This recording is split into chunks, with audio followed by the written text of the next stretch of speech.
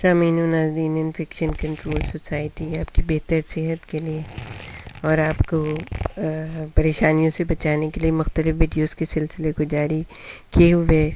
ہم جس سلسلے میں آپ سے گفتگو کر رہے تھے وہ ایسے بچوں کے بارے میں جو کہ اپنے لیفٹ ہینڈ سے کام کرتے ہیں اور ان کی تعداد بہت ہی کم ہوتی ہے، لیکن وہ بہت ہی انٹیلیجنٹ ہوتے ہیں۔ تو کہنے کا مقصد یہ ہے کہ ہم تھوڑا سا آپ کو یہ بتائیں کہ آپ اس سلسلے میں اگر کوئی بچہ لیفٹ ہینڈ سے کام کر رہا ہے، الٹے ہاتھ سے کام کر رہا ہے، تو اس میں زیادہ پریشان ہونے کی ضرورت نہیں ہے۔ دماغ کا مرکز گفتگو در حقیقت رہبری کرتا ہے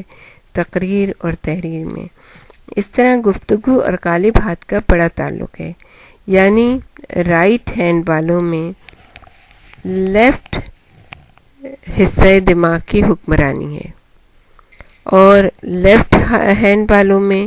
رائٹ حصہ دماغ کی حکمرانی ہے، یعنی کہ جو آرڈر ملتے ہیں دماغ سے وہ رائٹ اور لیفٹ سائڈ سے، تو وہ اسی طرح سے ہوتے ہیں جیسے رائٹ ہینڈ اور لیفٹ ہینڈ سے کام کرنے والوں کا جو جس حصے سے ان کو تعلق ہوتا ہے دماغ کے۔ جن بچوں میں زبردستی ان کے ہاتھ کی جانب تبدیل کرنے کی کوشش کی جاتی ہے، یعنی اگر وہ بائیں ہاتھ سے کام کرنے والے ہوں، یعنی لیفٹ ہینڈ سے کام کرنے والے ہوں، ان کو دائیں ہاتھ سے کام کرنے پر مجبور کیا جاتا ہے، تو ان بچوں میں ذہنی عوارض شروع ہو جاتے ہیں، یعنی ذہنی بیماریاں ہونی شروع ہو جاتی ہیں۔ ہم حیران ہوتے ہیں کہ بھئی ہم تو ایک اچھا کام کر رہے ہیں، ان کو رائٹ ہینڈ سے سکھا رہے ہیں، لیکن حقیقت یہ ہے کہ ان کو کرنا ہی لیفٹ ہینڈ سے کام ہوتا ہے، کیونکہ ان کا جو دماغ کا رائٹ سائڈ جو ہے وہ ان کو آرڈر دے رہی ہوتی ہے۔ تو اگر بچوں میں آپ زبردستی کریں گے چیز کے بارے میں کہ بھئی بچہ رائٹ ہینڈ سے کام کرے، رائٹ ہینڈ سے لکھے، رائٹ ہینڈ سے کھانا کھائے، یا جو بھی آپ جس طرح بھی چاہتے ہیں اس طرح کرے، تو اس میں بہت ساری بیماریاں پیدا ہو سکتی ہیں، جن میں لکنت ہے، جیسے بچے ہکلانے لگتے ہیں، بھینگا پن ہے، آنکھیں ٹیڑھی ہو جاتی ہیں ان کی، اور بستر کو گیلا کر دینا ہے، اور جذباتی تلاطم وغیرہ ہے، جیسے کہ بہت بچے چیزیں توڑ پھوڑ رہے ہیں اور وہ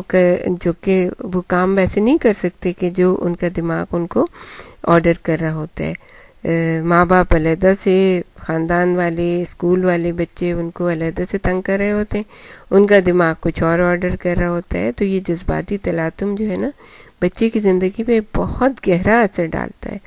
جن میں سے اکثر ایسی چیزیں جو ہے نا تمام عمر کے لیے آزار کا باعث بن جاتے ہیں، اور نہ صرف یہ کہ ان کی خفیہ صلاحیتیں بیدار نہیں ہونے پاتی،